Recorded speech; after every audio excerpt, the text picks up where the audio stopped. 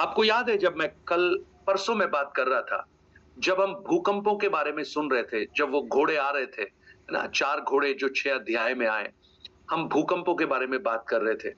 उसके 16 और 17 वचन को जब पढ़ेंगे वहां पर पृथ्वी के हर राजा, हर कुल, हर दास, स्वतंत्र सब कहां भागेंगे?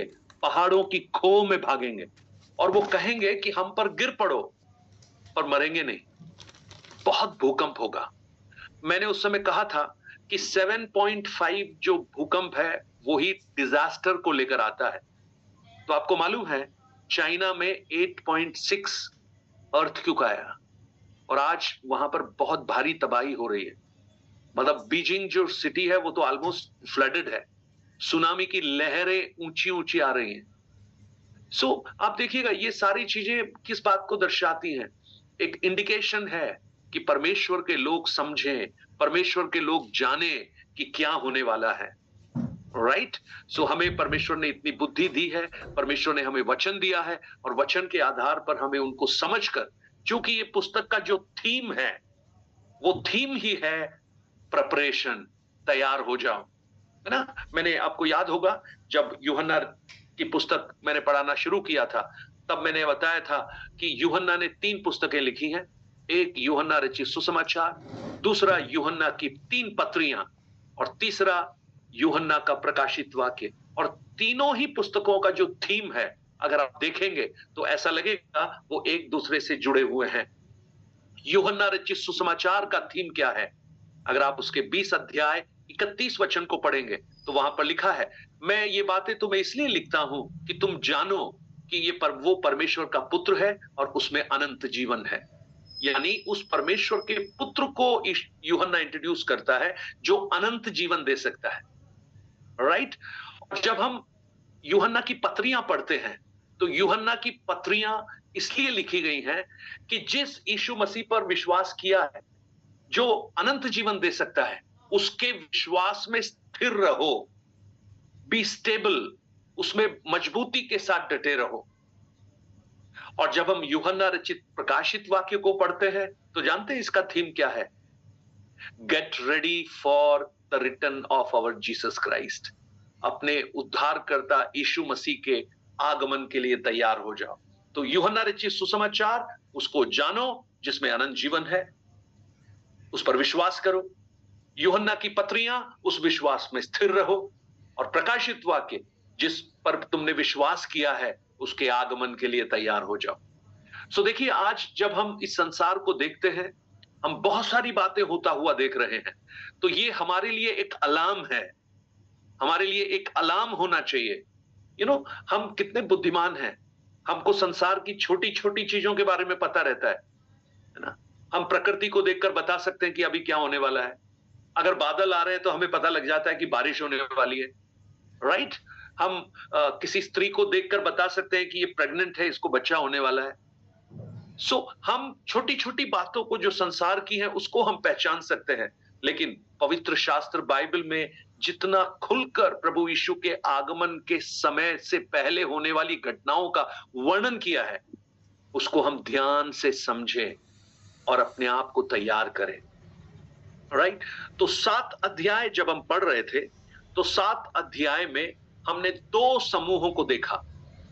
We are on second group. पहला ग्रुप कौन सा था?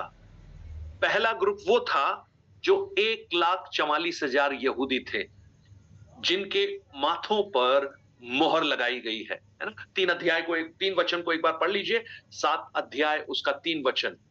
या जब तक हम अपने परमेश्वर के दासों के माथे पर मोहर ना लगा दें, तब तक पृथ्वी और समुद्र और पेड़ों को हानि ना पहुंचाना। देखिए आप पहले वचन को पढ़ेंगे, 4 स्वर्गदूत आपको दिखेंगे जो पृथ्वी के चारों कोनों पर खड़े हैं, the 4 corners of the earth. और वो किसको पकड़े हुए हैं? हवा को पकड़े हुए हैं। मैंने आपको बताया था, ये ऐसा लग रहा है जैसे कोई 4 बच्चे खेल रहे हो और किसी चद्दर को 4 कोनों से पकड़कर खड़े हो। ये कौन है ये लोग? ये एंजल्स हैं, जिनको हवा पर अधिकार दिया गया है और वो हवा को थामने के लिए तैयार है। परंतु उसी समय एक स्वर्गदूत पूरब से उड़ता हुआ आता है और जानते हैं वो क्या कहता है? रुको रुको रुको, जब तक परमेश्वर के उन विशिष्ट लोगों पर, उनके माथों पर मोहर ना लगा दी जाए, तुम होल्ड करो। और उसके बाद उनकी संख्या लिखी गई है एक एक गोत्र के आधार पर, 1,44,000 लोग, 12 गोत्र, 12,000 के हिसाब से। और मैंने आपको कल यह भी बताया क्यों वहां पर दान का गोत्र नहीं है ना। कुछ लोगों ने मुझसे प्रश्न पूछा था। तो दान का गोत्र नहीं होने का मुख्य कारण, उत्पत्ति 49 अध्याय को जब आप पढ़ेंगे, ये दान था जिसने इजराइलियों को मूर्ति पूजा करने के लिए प्रेरित किया गया था। जर्मैया की पुस्तक में और उत्पत्ति की पुस्तक में हमने इस बात को पढ़ा था। अब हम आगे बढ़ते हैं। वो एक मल्टीट्यूड है जो 1,44,000 लोगों का है, ये यहूदी लोग हैं।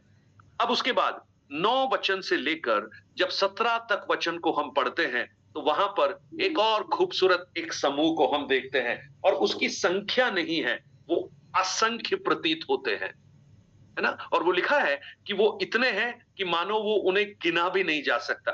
सो कैन वी जस्ट उसके 1-2 वचन को हम पढ़ेंगे। 9 वचन में लिखा है, यूहन्ना देख रहा है, इसके बाद मैंने दृष्टि की। तो दिस इज अ विजन। प्रभु यूहन्ना को यह दर्शन दिखा रहा है, मैंने दृष्टि की, क्या देखा?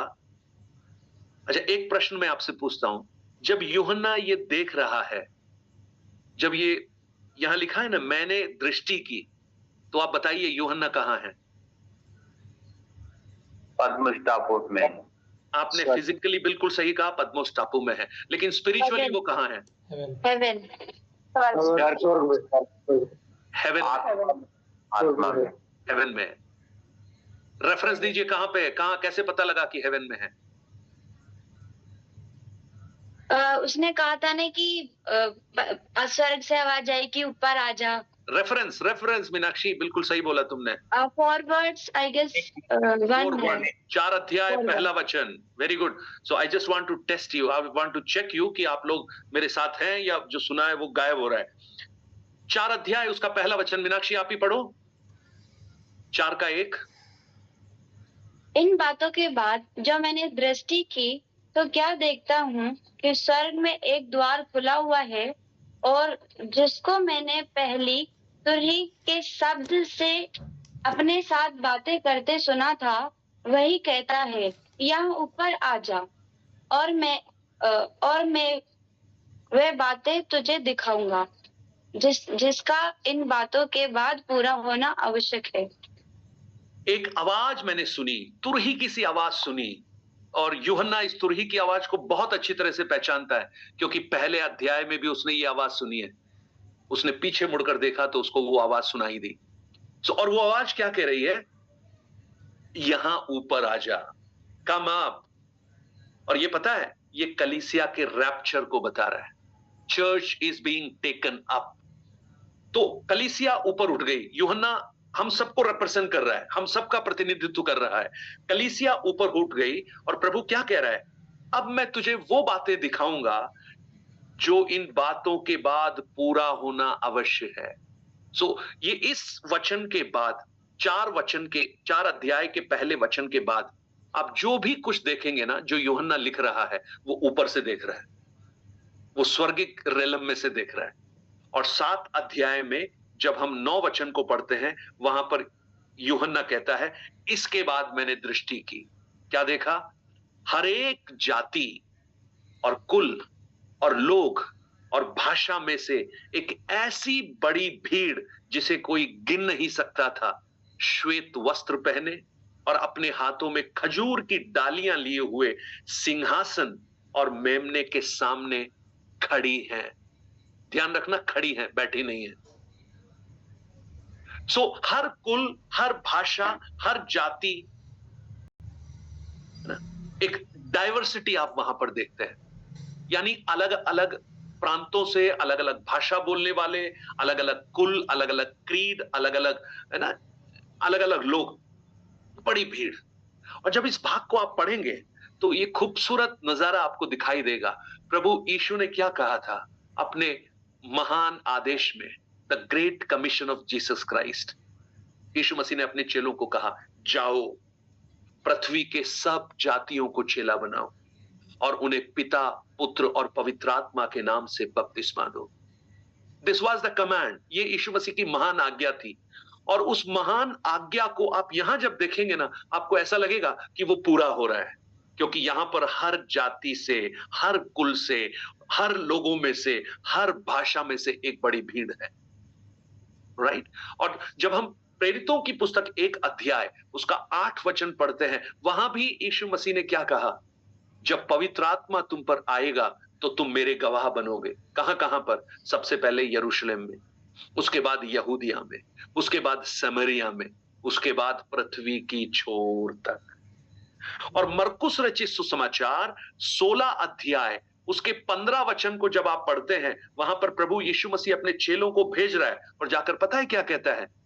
उसने उनसे कहा, तुम सारे जगत में जाकर सारी सृष्टि के लोगों को सुसमाचार प्रचार करो। आज मैं और आप जिस स्थान पर रहते हैं, वही सुसमाचार पूरी तौर से नहीं पहुंच पा रहा है।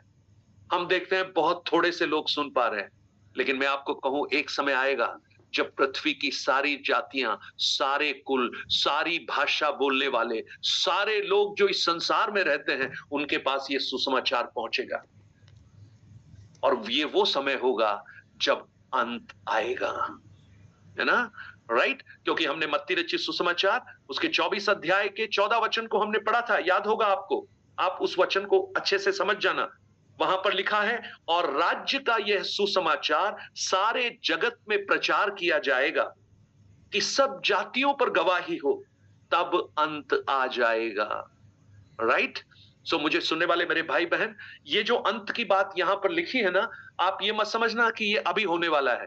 ये अभी की घटना नहीं है, ये उस समय की घटना है जब कलीसिया उठा ली जाएगी। और कलीसिया के उठा लिए जाने के बाद 1,44,000 यहूदी जो मसीह यीशु के स्पेशल लोग हैं, परमेश्वर के स्पेशल लोग हैं, वो पूरी पृथ्वी पर सुसमाचार फैलाएंगे और बहुत से लोग विश्वास में आएंगे।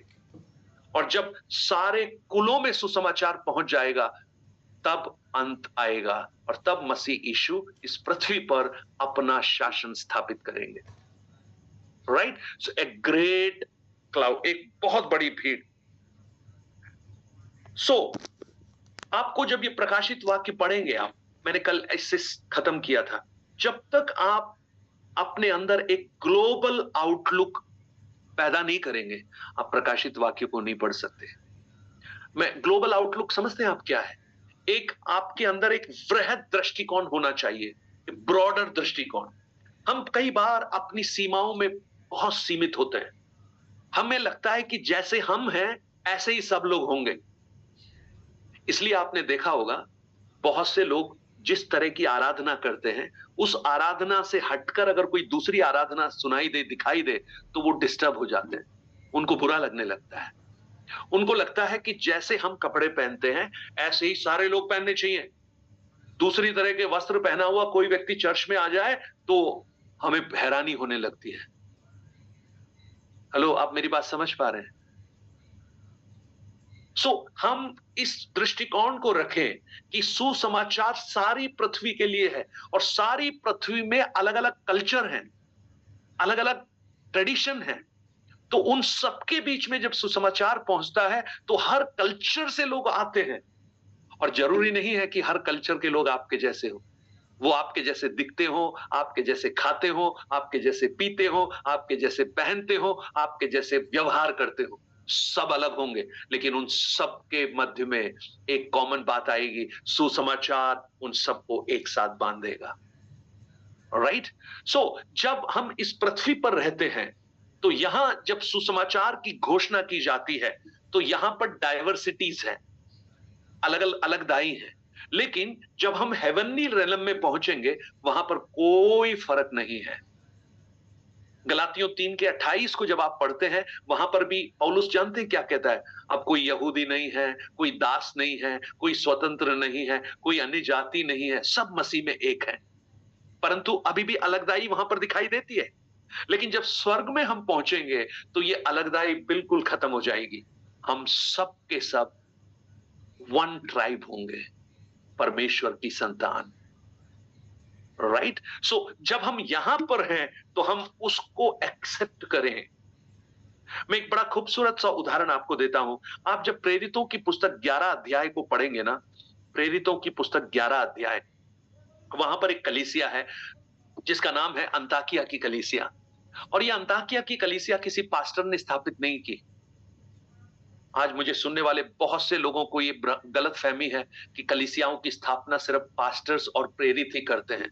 मैं आपको बताना चाहता हूं, सबसे अधिक कलीसियाओं की स्थापना आप लोग कर सकते हैं। आपका घर एक कलीसिया बन सकता है, आपका स्कूल एक कलीसिया बन सकता है, आपका ऑफिस एक कलीसिया बन सकता है। आप जहां कार्यरत हैं, जिस क्षेत्र में आप हैं, आप उसे कलीसिया बना सकते हैं।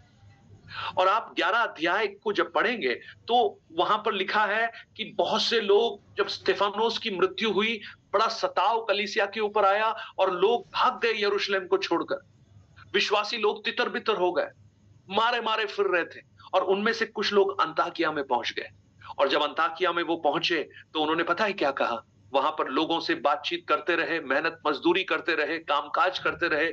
घर नहीं था उनके पास, भगोड़े थे। उस सुसमाचार के खातिर उनको अपना देश छोड़कर भागना पड़ा। उनका घर छीन गया, सब कुछ छीन गया।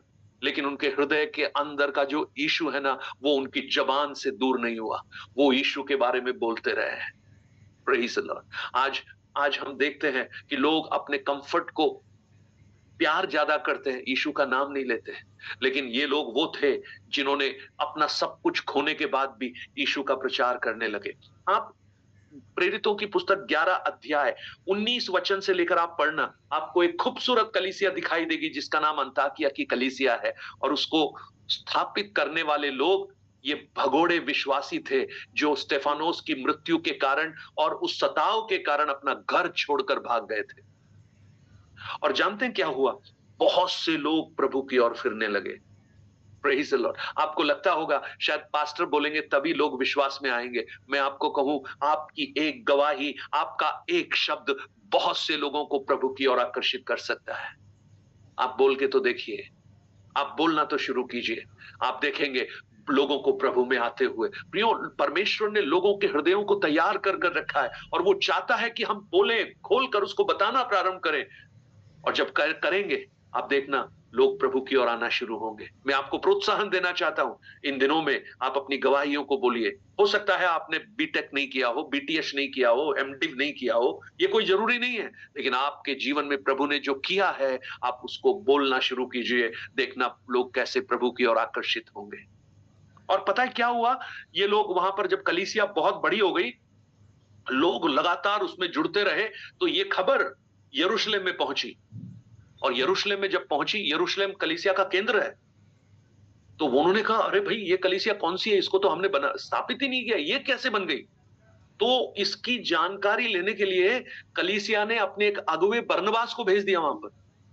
और जब बरनबास वहां पहुंचा, आप उसका 23 वचन, 11 अध्याय का 23 वचन वहां पर जानते हैं? वहां पहुंचकर, वहां लिखा है, बरनबास ने वहां पहुंचकर परमेश्वर के अनुग्रह को देखकर वो आनंदित हुआ। हाँ, उसने परमेश्वर के अनुग्रह को देखा। उसने ये नहीं देखा, जब वो अंदर घुसा तो उसने ये नहीं देखा कि इस व्यक्ति के बाल इतने लंबे क्यों हैं, इसकी दाढ़ी इतनी छोटी क्यों है, इसके कपड़े छोटे क्यों हैं, इसने ये क्या पहन रखा है, ये कैसे बैठा हुआ है, ये कैसे आराधना कर रहा है। उसने कुछ नहीं देखा, उसने परमेश्वर के अनुग्रह को हर व्यक्ति के अंदर देखा। This is the global culture. ये है वो ग्लोबल कल्चर जिसमें हमें रहना है। क्योंकि हम, प्रियो, एक छोटे से समूह नहीं है। हमारा प्रभु का लहू पूरे विश्व के लोगों को उद्धार के रास्ते पर ला सकता है। और हम स्वर्ग में जिन लोगों के साथ रहने वाले हैं, शायद इस संसार में आपको वो अच्छे ना लगे। आप कहेंगे, अच्छे, ये चूहों को खाने वाले, कीड़ों को खाने वाले, ये लोग हमारे साथ। हेलो, यस, जो आदमखोर हैं वो भी स्वर्ग में होंगे। Praise the Lord. सो एक ग्लोबल आउटलुक हमेशा इस पुस्तक को पढ़ते हुए हमें रखना है। क्योंकि मसीह यीशु की मृत्यु किसके लिए हुई? किसी खास समूह के लिए हुई? No no no. जब 5वां अध्याय प्रकाशित वाक्य उसके 9 वचन को पढ़ेंगे, वहां पर देखिए वो एक गीत गा रहे हैं। 4थे अध्याय में एक आराधना हो रही है, 5वें अध्याय में एक आराधना हो रही है। चलिए मुझे बताइए, ज्यादा दिन नहीं हुए, 4थे अध्याय में वो किसकी आराधना कर रहे हैं? मेमने की आराधना कर रहे हैं। परमेश्वर की आराधना कर रहे परमेश्वर हैं। पिता की आराधना कर रहे हैं, क्यों, जो सिंहासन पर विराजमान है। और 5वें अध्याय में मेमने की आराधना कर रहे हैं। क्यों? क्योंकि वो पुस्तक को लेने और मोहरों को खोलने के योग्य है। राइट? सो देखिए, मैं आपको फिर से दोहरा रहा हूं, मैं आपको बहुत थियोलॉजिकली साउंड नहीं पढ़ा पाऊंगा, लेकिन हाँ, इतना जरूर है, आप जब इस पुस्तक को, पढ़ाई को समाप्त करेंगे तो आपको एक फेयर आइडिया हो जाएगा कि ये पुस्तक है किसके बारे में, इसमें क्या लिखा हुआ है। कोई आपसे पूछे 6 अध्याय में क्या है, तो आप बता पाएंगे 6 अध्याय में मोहरे खुलने के बाद की घटनाओं का वर्णन है। आपसे पूछे कोई 5 अध्याय में क्या है, मेमना है जो उस पुस्तक को खोलता है, हाथ में लेता है, उसकी आराधना हो रही है ना। तो एक एक अध्यायों का एक संक्षिप्त सा नोट आप बना रहे हैं, मुझे अच्छी तरह से मालूम है।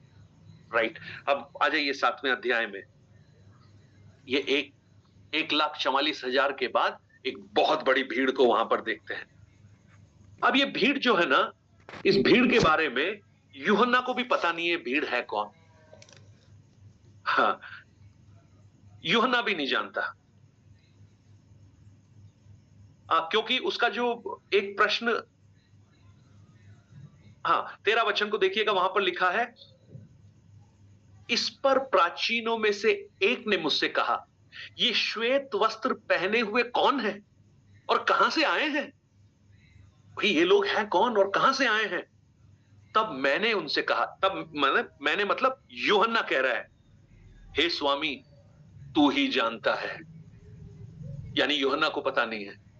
तो एक चीज जानिएगा, अगर ये पुराने नियम के भक्त होते या नए नियम की कलीसिया होती तो यूहन्ना जरूर उनको जानता। लेकिन जब यूहन्ना इनको नहीं जानता, इसका अर्थ क्या है? They are special people. ये इन दोनों समूहों में नहीं आते। राइट? जब ये पुस्तक हम शुरू कर रहे थे, 4वां-5वां अध्याय जब चल रहा था, आप में से कुछ लोगों ने पूछा था कि क्या उस सताव के समय जब ट्रिब्यूलेशन और ग्रेट ट्रिब्यूलेशन होगा, क्या उस समय भी लोग उद्धार पाएंगे? बिल्कुल पाएंगे, और उस समय बहुत पाएंगे, और ये लोग वही हैं। सो ये स्पेशल लोग हैं जो उस ट्रिब्यूलेशंस के मध्य में से निकल कर आए हैं, इसलिए यूहन्ना को उनके बारे में मालूम नहीं है। सो ये जो लोग हैं, जो बड़ी भीड़ है, ये वो अन्य जाति हैं। वो क्या 14 वचन में क्या, देखिए, मैंने उनसे कहा, हे स्वामी, तू ही जानता है। तब पता है वो क्या कह रहे हैं? उसने मुझसे कहा, ये वे हैं जो उस बड़े क्लेश में से निकल कर आए हैं। क्लेश के पहले नहीं आए हैं, क्लेश में से निकल कर आए हैं, ना। अगर इंग्लिश में आप उसको देखेंगे तो वहां पर लिखेंगे, these are they which came out of a great tribulation. उस महाक्लेश में से निकल कर आए हैं। और आए हैं, क्या किया उन्होंने? इन्होंने अपने अपने वस्त्र मेमने के लहू में धोकर श्वेत किए हैं। वाह! मेमने का लहू उस विनाश के समय भी उपलब्ध है। Praise the Lord. उस महाक्लेश और क्लेश में भी मेमने का लहू कार्य कर रहा है। वो अनुग्रह का समय नहीं है, ग्रेस का समय नहीं है, लेकिन उस समय भी मसीह यीशु का लहू कार्य करता है। वाह, व्हाट ए वंडरफुल थिंग। आप देखिएगा, ये वो जेंटाइल्स हैं, ये, क्योंकि अगर वो यहूदी होते तो यहूदियों का नाम वो 1,44,000 में ऐड हो जाता। तो ये यहूदी नहीं है। और बाइबल में यहूदी के अलावा जो भी कोई है वो कौन है? वो अन्य जाति है। तो ये कौन है? ये भारी भीड़ कौन है? ये वो अन्य जाति हैं जिन्होंने उस क्लेश और महाक्लेश के समय में क्या किया? अपने वस्त्रों को मसीह यीशु के लहू से धोया। और पता है, ये साधारण समय नहीं था। जैसा कल भी मैंने आपको कहा, आज अगर किसी व्यक्ति को सुसमाचार सुनाया जाए तो उसे इतनी दिक्कत नहीं है कि वो उस पर विश्वास करे ना करे, है ना। वो कर सकता है आराम से, अगर उसके मन में इच्छा है तो विश्वास कर सकता है। लेकिन जिस समय की ये बात की जा रही है, उस समय विश्वास करना आसान नहीं है। उस समय यीशु मसीह पर भरोसा करना और उसके वचनों के अनुसार चलना आसान नहीं है। उसका कारण जानते हैं क्या है? 13 अध्याय 17 वचन एक बार पढ़िएगा। 13 अध्याय उसका 17 वचन।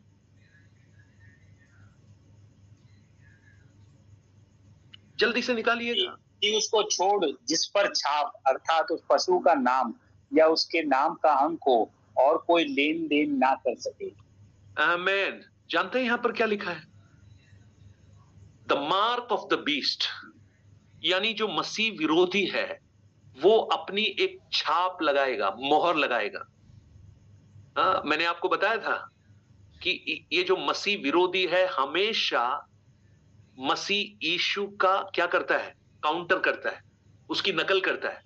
जहां एक तरफ परमेश्वर की मोहर लगाई जा रही है, वहां पर ये मसीह विरोधी भी अपनी मोहर लगा रहा है। तो जो अज्ञानी लोग हैं ना, वो सारी मोहरों को एक जैसा ही समझेंगे।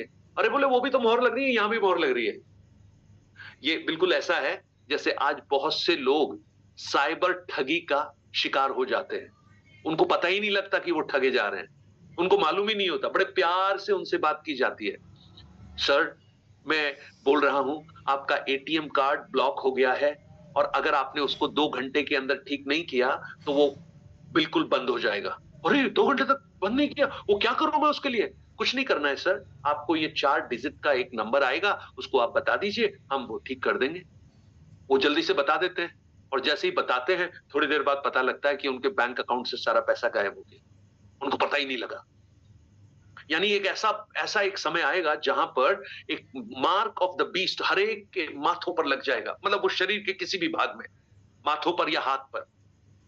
और अगर वो मार्क नहीं है तो ना तो वो बेच सकता है कुछ चीज, ना वो खरीद सकता है कुछ भी।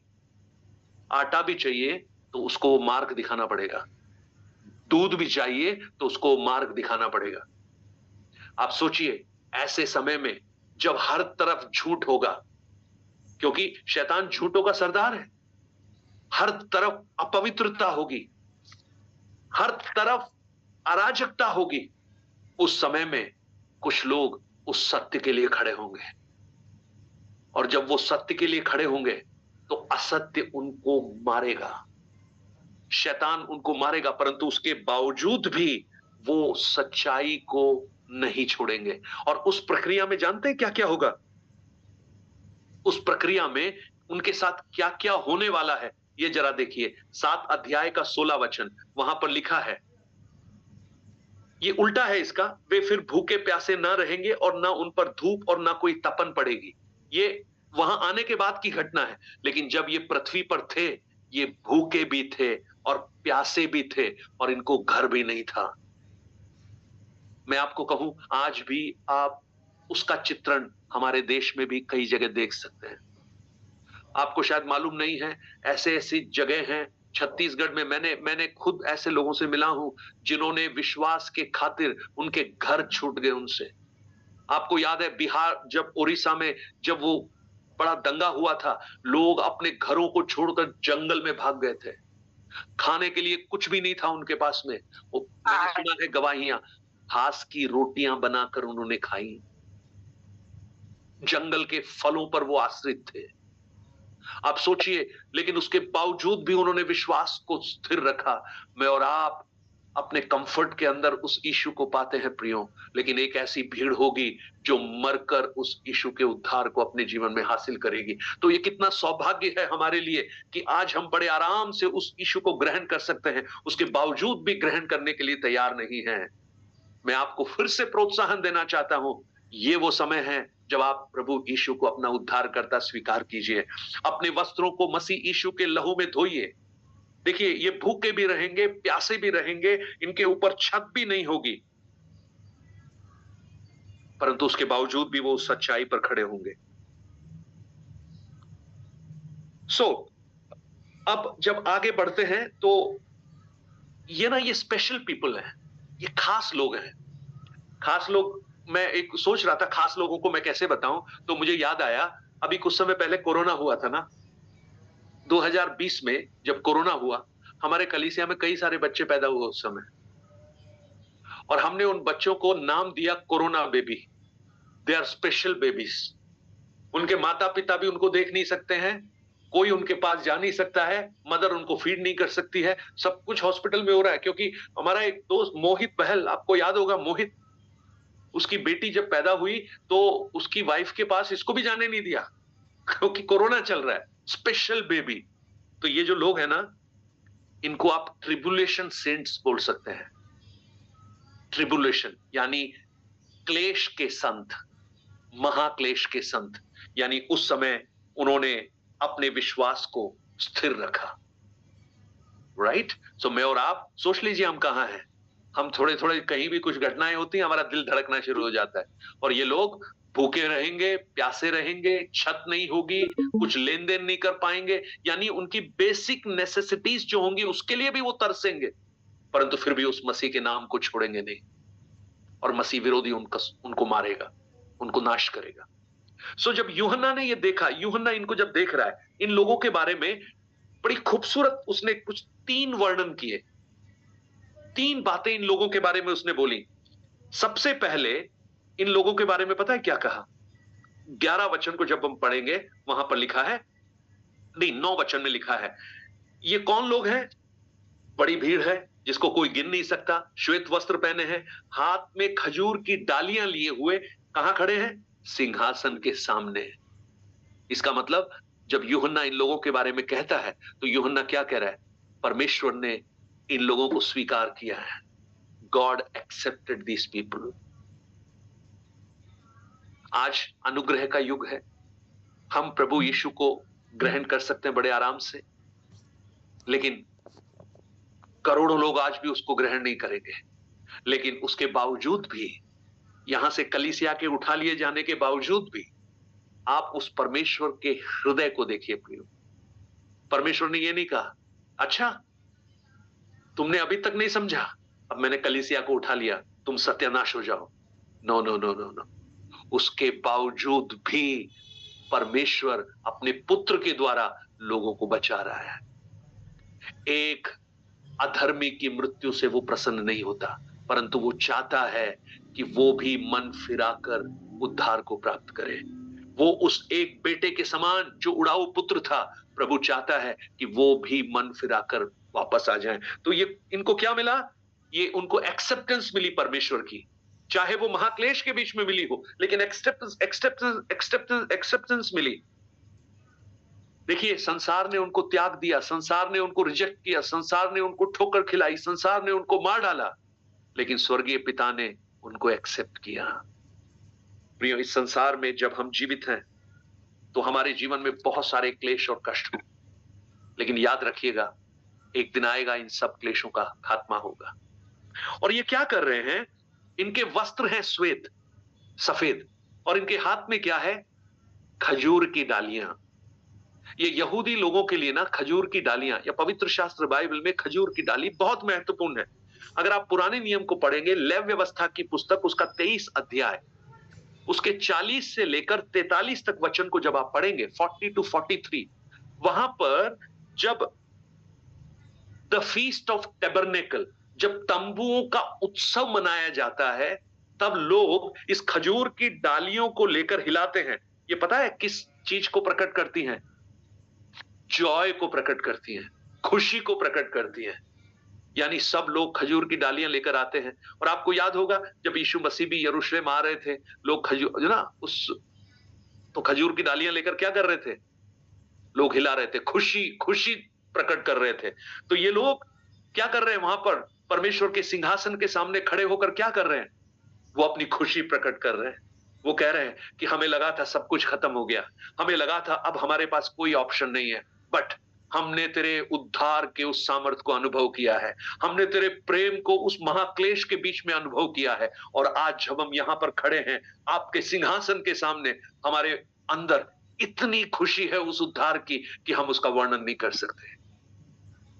I just want to ask a question. एक प्रश्न मैं आपसे पूछना चाहता हूं, Are you happy with your salvation?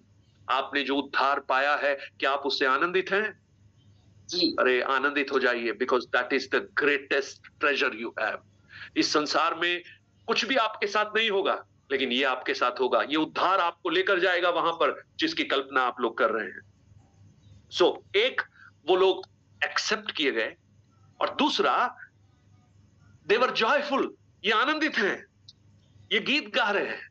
मैं आपको कहूं, जिसके अंदर उद्धार का आनंद है ना, उसको गीत गाने के लिए, आराधना करने के लिए बोलने की जरूरत नहीं है, गिटार की जरूरत नहीं है, कीबोर्ड की जरूरत नहीं है। उसके अंदर से उद्धार की खुशी जब प्रकट होगी, वो गाना गाना शुरू कर देगा, वो आराधना करना शुरू कर देगा। Praise the Lord. आज कुछ लोगों को तो आराधना ऐसे करवाते हैं जैसे बैटरी जब खराब हो जाती है ना गाड़ी की, तो धक्का लगा लगा के स्टार्ट करना पड़ता है, तो गाड़ी चलती है धीरे धीरे, गुर गुर गुर गुर, फिर उसके बाद फिर बाद में धीरे धीरे आवाज आती है। पहले थोड़ी थोड़ी ताली, उसके बाद ज्यादा ताली, जब बीट जब बढ़ जाती है, गिटार जब बढ़ जाता है तो ज्यादा ताली, फिर बहुत तेज ताली, और उसके बाद ऐसा लगता है सब कुछ जैसे गुब्बारे में से हवा निकल गई, खत्म। नो नो नो, जिसके अंदर उस उद्धार का जो आनंद है ना, उसकी खुशी में वो आराधना करेगा, स्तुति करेगा। और इतना सिर्फ नहीं, उनको प्रतिफल भी दिया गया है। क्या है प्रतिफल? वो सिंहासन के सामने है, ये बहुत बड़ा प्रतिफल है। और ये क्या करेंगे? उस परमेश्वर की सेवा करेंगे, परमेश्वर को दंडवत करेंगे। They will bow down in the feet of God. Praise the Lord. सो अब आप देखिएगा, इन लोगों ने भी उद्धार पाया है। जैसे सब ने उद्धार पाया है, वैसे ही उद्धार पाया है। 9 वचन बहुत खूबसूरत तरीके से कहता है। क्या लिखा है? इनके वस्त्र क्या हैं? श्वेत हैं। और थोड़ा सा आगे पढ़िएगा। हाँ, 14 वचन को देखिएगा। वहां लिखा है, मैंने उनसे कहा, हे स्वामी तू ही जानता है। उसने मुझसे कहा, ये वे हैं जो उस बड़े क्लेश में से निकल कर आए हैं। इन्होंने अपने अपने वस्त्र मेमने के लहू से धोकर श्वेत किए हैं। ये लोग मर गए, मार्टियर हो गए, है ना? लेकिन इनका मार्टियरडम इनको बचा नहीं पाया। याद रखिएगा, कुछ लोग कहते हैं हम मसीह के लिए मर जाएंगे। अरे आप मर भी जाओगे तो भी आप उद्धार नहीं पाओगे अगर यीशु के लहू से आपने अपने आप को शुद्ध नहीं किया है। आप उसके लिए काम कर कर कर मर जाओ। आप कन्वेंशन में कुर्सियां उठाओ, खूब उठाओ, आप खूब चंदा डालो, खूब दान करो, आप सोचोगे हम तो ये कर देंगे, वो कर देंगे। लेकिन एक बात मैं आपको बताना चाहता हूं, there is only one way to go to heaven, that is the blood of Christ. Yeshu Masih के लहू के अलावा और कोई माध्यम नहीं है। आप अगर मर भी जाए ना तो भी नहीं है। यहां नहीं लिखा है कि उनकी मृत्यु ने उनको स्वर्ग राज्य में पहुंचा दिया, परंतु मसीह यीशु के लहू ने उन्हें स्वर्ग राज्य में पहुंचाया। हाँ? और देखिए, इन्होंने अपने वस्त्र मसीह के लहू में साफ किए हैं। उद्धार की एक अच्छी अनुभूति के आंसुओं में वो शुद्ध नहीं हुए हैं। कई लोगों को आपने देखा है, जब वचन उनके जीवन में आता है तो रोना शुरू कर देते हैं, और रोते हैं तो उनको ऐसा लगता है कि हमारे मन से बहुत बोझ हल्का हो गया है। वो उद्धार, मानो वो रिपेंटेंस, वो ना पश्चाताप करते हैं। मैं आपको कहूं, पश्चाताप के आंसू आपको उद्धार नहीं दिला सकते। अगर उद्धार मिलना है तो यीशु मसीह का लहू ही अप्लाई करना पड़ेगा। There is no other way. याद रखिएगा, इन्होंने अपने आंसुओं से उद्धार नहीं पाया, इनके पुण्य कर्मों से उद्धार नहीं पाया, बैलों और बकरों के बलिदान देकर बलिदान नहीं पाया, उद्धार नहीं पाया, परंतु इन्होंने उद्धार पाया यीशु मसीह के लहू में। और इनके वस्त्र क्या हुए हैं? श्वेत हो गए हैं। यशायाह 1:18 कहता है, तुम्हारे वस्त्र, तुम्हारे पाप चाहे लाल रंग के भी क्यों ना हो, लेकिन मैं उन्हें धोकर हिम के समान श्वेत कर दूंगा। Praise the Lord. आज मैं अपनी बात को समाप्त कर रहा हूं, समय हो गया हमारा। मैं आज आपको प्रोत्साहन करना चाहता हूं प्रियो, एक छोटी सी कहानी कहकर। एक बार एक डीएल मूडी, आपने नाम सुना होगा, मैंने कई बार इस कहानी को कहा है और आज मैं फिर से कह रहा हूं क्योंकि कुछ लोगों को शायद इसकी आवश्यकता है। एक बार डीएल मूडी एक बहुत बड़े प्रचार सभा में गए। वो प्रचार कर रहे थे और नेक्स्ट डे के लिए वो प्रचार की तैयारी कर रहे थे। और जब तैयारी कर रहे थे, वचन पढ़ रहे थे, मनन कर रहे थे, अचानक शैतान ने उनके मन में उनके द्वारा किया गया एक बहुत पुराना पाप उनके मेमोरी में लेकर आया। और उन्हें वो पाप याद आया, और जब पाप याद आया तो वो उदास हो गए, बोले मैंने ऐसा किया था। और जैसे ही उन्होंने ये सोचना शुरू किया, शैतान ने एक के बाद एक पाप जो उन्होंने किए थे उनकी लिस्ट उनके सामने लाना शुरू किया। और ये थोड़ी देर में तो ऐसे हो गए जैसे माथा पकड़ लिया इन्होंने बोला मैं तो प्रचार नहीं कर सकता, मैं योग्य नहीं हूं, मैं इतना पाप करने के बाद कैसे मैं वचन लेकर पुलपिट पर खड़ा हूं। वो घुटनों पर बैठ गए, रोना शुरू कर दिया, अब मैं क्या करूं। थोड़ी देर के बाद पवित्र आत्मा ने उनसे बात की। जानते हैं उन्होंने क्या किया? उन्होंने अपना एक कागज लिया, सफेद रंग का एक कागज लिया, और उस कागज पर उन्होंने अपने सारे पापों को लिखना शुरू किया। पाप नंबर 1, पाप नंबर 2, पाप नंबर 3, बड़े बड़े पाप, छोटे छोटे पाप, मैंने ये झूठ बोला, मैंने ये चोरी की, मैंने इसको धोखा दिया, ये जो जो था उनके जीवन में सब कुछ उन्होंने लिखा। और सब कुछ लिखने के बाद में उन्होंने एक लाल रंग का पेन लिया, और लाल रंग का पेन लेकर उस सब के ऊपर 3-4 लाइन खींच दी। और जानते हैं उन्होंने क्या कहा? शैतान, मैंने बहुत सारे पाप किए हैं, लेकिन यीशु के लहू ने मेरे सारे पापों से मुझे आजाद कर दिया है। अब मैं पाप का गुलाम नहीं, मैं परमेश्वर की संतान हूं।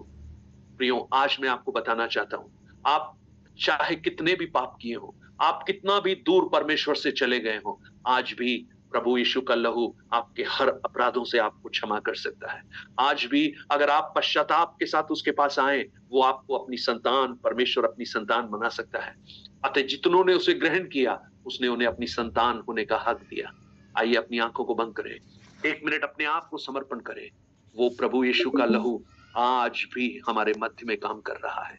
प्रियो, जब वो क्लेश और महाक्लेश में जब काम कर रहा है, आज 2025 इस 30 तारीख जुलाई महीने में भी काम कर रहा है, और इस जूम मीटिंग के बीच में भी काम कर रहा है। अगर कोई हृदय अपने पश्चातापी हृदय से उस प्रभु को पुकार कर कहे, हे प्रभु यीशु, मैं आप पर विश्वास करता हूं, तो आप विश्वास कीजिए, आप परमेश्वर की संतान बन जाएंगे। आप एक उद्धार का अनुभव करेंगे, और वो आनंद होगा जो शायद आपने अपने जीवन में कभी अनुभव नहीं किया होगा।